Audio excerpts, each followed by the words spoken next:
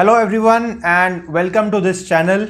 एक stock pick हम आपके लिए लेकर आए हैं। इस हफ्ते इस स्टॉक में अच्छा मुनाफा होने के चांसेस नज़र आ रहे हैं। हम बात कर रहे हैं इंडिया बुल्स वेंचर्स के बारे में। तो ये एक ऐसा स्टॉक है जहां पर प्राइस एक्शन के टूल से हम जानेंगे कि क्या पॉसिबिलिटीज़ नज़र आ रही है, एंट्री पॉइंट, एग्जिट और हमारा स्टॉप लॉस जो है वो किस प्रकार से हम डिफाइन कर पाएंगे। ये सारा हम देखेंगे चार्ट्स के ऊपर। इंडिया बुल्स वेंचर्स के इस प्राइस एक्शन के टूल को हम समझेंगे इस वीडियो में। तो वीडियो को एंड तक जरूर देखिए क्योंकि हम एक इन डेप्थ एनालिसिस करने वाले हैं। और स्टॉक ऑफ द वीक जिसको हम कह रहे हैं इंडिया बुल वेंचर्स, ये रह सकता है। काफ़ी अच्छा सेटअप नज़र आ रहा है इस पर्टिकुलर स्टॉक के अंदर। तो वीडियो को एंड तक जरूर देखिए क्योंकि ये टेक्निकल एनालिसिस है, समय लग सकता है, लेकिन हम एक क्रिस्टल क्लियर आइडिया आपको प्रेजेंट करेंगे इस पर्टिकुलर वीडियो में। तो शुरुआत करते हैं मंथली टाइम फ्रेम से। हम इंडिया बुल वेंचर्स का ये मंथली टाइम फ्रेम देख रहे हैं। मंथली टाइम फ्रेम का मतलब ये हो गया फ्रेंड्स कि ये एक कैंडल जो आपको यहाँ दिख रही है, ये एक कैंडल एक महीने के पीरियड को दर्शाती है। तो जितनी भी कैंडल्स आप इस पर्टिकुलर स्क्रीन के ऊपर देख रहे हैं, इस टाइम फ्रेम के ऊपर देख रहे हैं, यहाँ पर हर एक कैंडल जो है वो हर एक महीने के एक्शन को दिखा रही है। तो आप यहाँ पर अगर इस रीजन में कॉन्सेंट्रेट करें तो यहाँ पर आप देखिए कि ये जो पर्टिकुलर लेवल था, इस लेवल के ऊपर प्राइस जा चुका है। एक्चुअली इसे मैंने एक ट्रेंड लाइन के हेल्प से एक्सप्लेन करना चाहिए, तो मैं ट्रेंड लाइन आपको यहाँ पर खींच के बताता हूँ कि किस प्रकार से प्राइस एक्शन रहा है। ये ट्रेंड लाइन आप देखिए, यहाँ पर एक डबल टच पॉइंट आपको दिख रहा है। आप देख सकते हैं यहाँ पर प्राइस ने सपोर्ट लिया है, ये रीजन में प्राइस ने सपोर्ट लिया है क्योंकि वहाँ पर प्राइस उसके नीचे नहीं जा पाया है। और यही जो ट्रेंड लाइन है, यहाँ पर प्राइस ने लिया है रेजिस्टेंस क्योंकि प्राइस उसके ऊपर नहीं जा पाया है। तो सपोर्ट, रेजिस्टेंस और डिमांड एंड सप्लाई का ये जो रीजन है, इसको हम यहाँ पर आइडेंटिफाई कर रहे हैं। तो ये हो गया रेजिस्टेंस, और ये रेजिस्टेंस का जो है यहाँ पर ब्रेकआउट हुआ है। ये जो कैंडल है, जो करंट मंथ का कैंडल है, इससे आपको समझ में आ रहा है कि ऊपर की तरफ प्राइस ने ब्रेकआउट दिया है इस पर्टिकुलर महीने में। और करंट प्राइस जो है वो 266 का है इस स्टॉक में। So India bull ventures is trading at 266 और यहाँ पर हम क्लियर कट एक ब्रेकआउट देख सकते हैं। एक प्रीवियस सपोर्ट जो है वो अभी रेजिस्टेंस का काम कर रहा था, लेकिन वहाँ पर एक ब्रेकआउट ऑलरेडी हो चुका है। और इसका जो रिकवरी है, जो कोविड-19 के समय में जो फॉल हुआ है, उसके बाद का ये जो रिकवरी है वो भी एक वी शेप्ड रिकवरी है। वो भी जानना बहुत ज़रूरी है। इससे पता चलता है कि मोमेंटम कितना आ रहा है स्टॉक में। तो ये जो फॉल है, ये इनिशियल 2020 में, उसके बाद में आप देख सकते हैं कि ये एक वी शेप का रिकवरी यहाँ पर हुआ है। इस तरह से फॉल हुआ है और इस तरह से फिर से रिकवरी हुई है।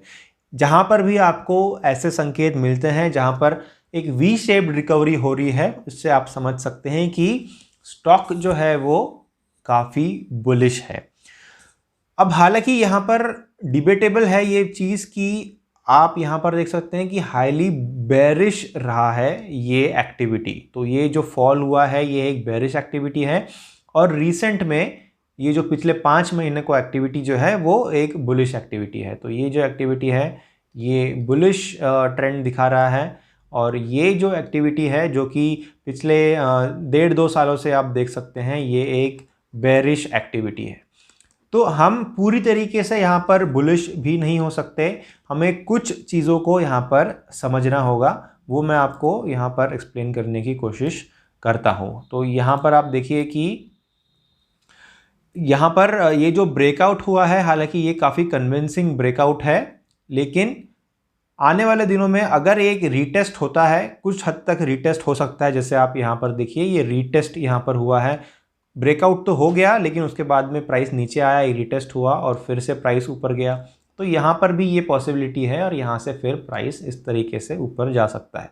तो ये एक पॉसिबिलिटी मंथली टाइम फ्रेम में यहाँ पर रह सकती है। लेकिन क्योंकि हम एक शॉर्ट टर्म ट्रेड अपॉर्चुनिटी देख रहे हैं, तो ज़्यादा अहमियत हमें देनी चाहिए वीकली और डेली टाइम फ्रेम को, क्योंकि हम एक ट्रेडिंग यानी एक स्विंग ट्रेड या फिर पोजिशनल ट्रेड के तौर पर इस स्टॉक को देख रहे हैं। तो आइए चलते हैं और वीकली टाइम फ्रेम में एक बार एनालिसिस करते हैं और स्टडी को कंटिन्यू करते हैं। तो ये है वीकली टाइम फ्रेम। यहाँ पर हर एक कैंडल जो है ये आपको एक हफ्ते की एक्टिविटी दिखा रही है। आप यहाँ पर और क्लियरली देख पाएंगे कि पिछला जो रेजिस्टेंस है, पिछला जो सपोर्ट है, वो एग्जिस्टिंग रेजिस्टेंस की तरह एक्ट कैसे कर रहा था। तो ये जो रीजन है ये सपोर्ट रीजन है और यहाँ पर देख सकते हैं प्राइस ने रेजिस्टेंस लिया है और अभी प्राइस जो है वो एक ब्रेकआउट यहाँ पर दे रहा है। एक कन्विंसिंग ब्रेकआउट नहीं, लेकिन it is on the verge of a very convincing breakout, ऐसा आप कह सकते हैं। साथ ही में ये सपोर्ट यहाँ पर तो एस्टैब्लिश हुआ ही था, लेकिन ये जो रीजन है, ये रीजन भी आप देख सकते हैं, ये रीजन भी एक सपोर्ट का रीजन है। हालांकि ट्रेंड लाइन को प्राइस ने यहाँ पर इतने अच्छे से टच नहीं किया है, लेकिन आप एक ये जोन मान सकते हैं। ये पूरा जो एक जोन है ये एक सपोर्ट का काम कर रहा है प्राइस के लिए। तो ये Indiabull ventures as on today एक ऐसे जंक्शन पे है जहाँ पर कि और थोड़ा अगर ऊपर बुलिश एक्टिविटी होती है और मान लीजिए अगर प्राइस जो है वो 280 के आसपास अगर एक कन्विंसिंग मूव दिखाता है, बुलिश मोमेंटम दिखाता है, तो फिर आपको इमीडिएटली इसमें एक ट्रेडिंग पोजीशन ले लेनी चाहिए। अभी मैं कहूँगा कि थोड़ा और मैच्योर हो सकता है प्राइस एक्शन यहाँ पर कुछ दिनों के लिए। अब ये डिपेंड करता है आपके रिस्क एपेटाइट्स के ऊपर और किस प्रकार के ट्रेडिंग स्टाइल्स आप सपोर्ट करते हैं।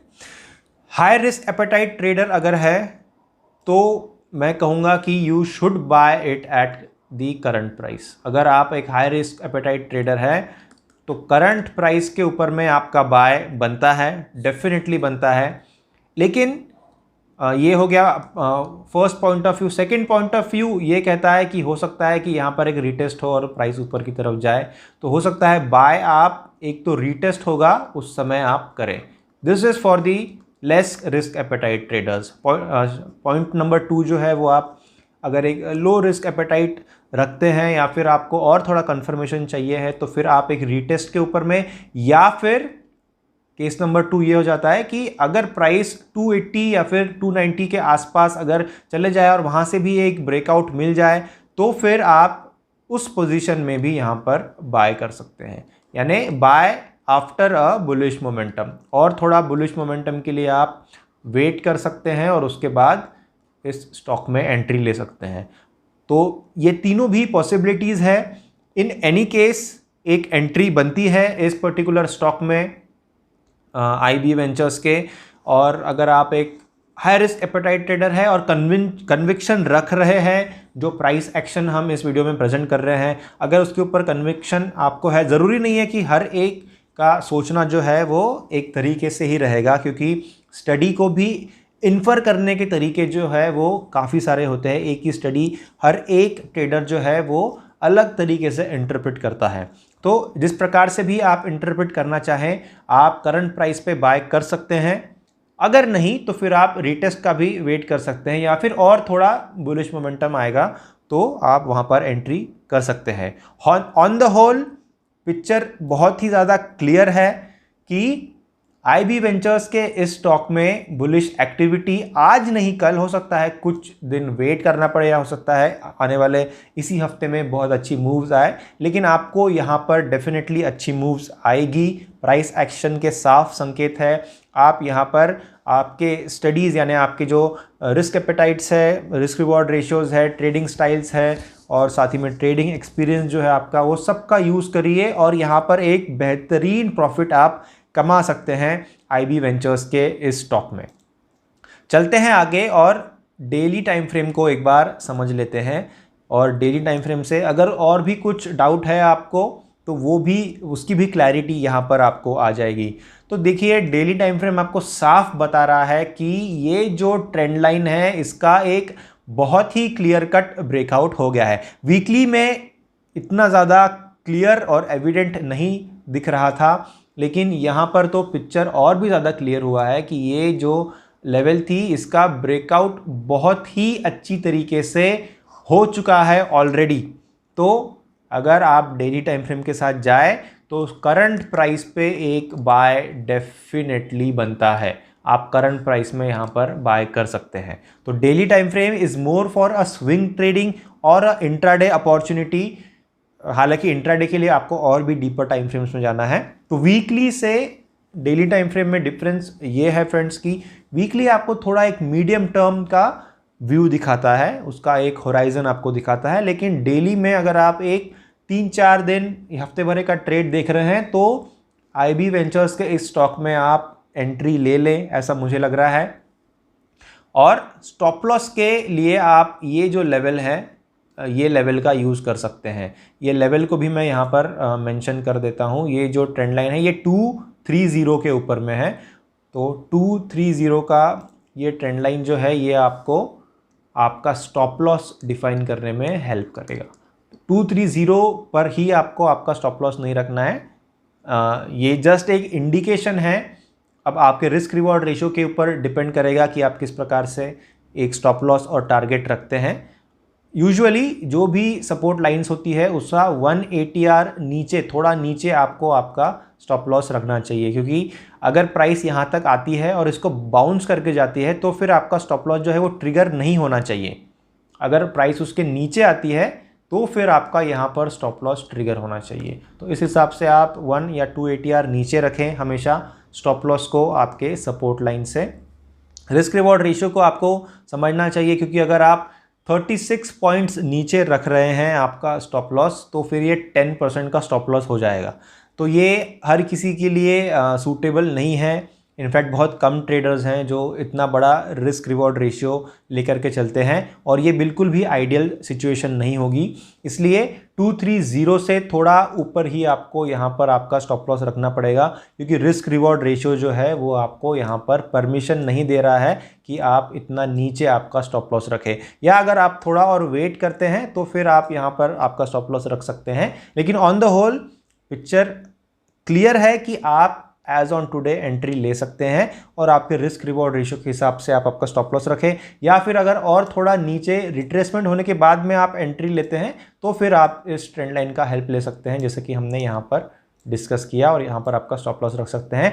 टारगेट फिर से डिपेंड करेगा रिस्क रिवॉर्ड रेशियोज के हिसाब से, क्योंकि वीकली टाइम फ्रेम में भी हमने देखा कि कोई इमीडिएट यहाँ पर आपको लेवल नहीं नज़र आ रही है जहाँ पर आप आपका टारगेट रख सकते हैं। एक बार फिर से हम देख लेते हैं। तो टारगेट रखने के लिए इतना कोई क्लियर कट लेवल नहीं है अनटिल एंड अनलेस प्राइस जो है वो 343 के ऊपर में जाए। तो 343 पर यहाँ पर लेवल है। आप यहाँ पर देखिए कि ये जो लेवल है यहाँ पर प्राइस रेजिस्टेंस ज़रूर फेस करेगा, क्योंकि प्रीवियस रेजिस्टेंसेस यहाँ पर है तो प्राइस डेफिनेटली यहाँ पर रेजिस्टेंस फेस करेगा। लेकिन 343 का ये जो टारगेट है ये काफ़ी ज़्यादा टारगेट है, करीबन 20-25% का टारगेट यहाँ पर ये हो जाएगा। इनफैक्ट उससे भी ज़्यादा हो जाएगा। तो ये जो टारगेट है ये आप लॉन्ग टर्म के लिए पकड़ के चल सकते हैं, लेकिन इंटरमीडिएट टारगेट्स आपको रखने पड़ेंगे जो कि आपके रिस्क रिवॉर्ड रेशियो के ऊपर डिपेंड करेगा।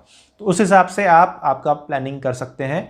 और IB वेंचर्स का ये जो स्टॉक है और ये जो स्टडी है ये हमने आपके सामने प्रेजेंट की है। आपको ये स्टडी पसंद आई होगी फ्रेंड्स, तो प्लीज़ लाइक ज़रूर करिएगा वीडियो को। आपको वैल्यू एडिशन हुआ होगा इस वीडियो से, तो लाइक, शेयर और सब्सक्राइब ज़रूर करिएगा चैनल को। बेल आइकन को भी एनेबल करिए सो दैट ये जो भी वीडियोज़ है ये आपको टाइम टू टाइम मिलते जाए, सो दैट आप कोई भी स्टडी जो है वो मिस ना करें। और हो सकता है कि कोई स्टडी है जो आपको अगर यूज़फुल लगती है तो वो आपको इम्प्लीमेंट करने में देरी ना हो, इसलिए आपको बेल आइकन को एनेबल ज़रूर कर लेना चाहिए। Thank you for watching the video till the end and we will be back again. Thank you.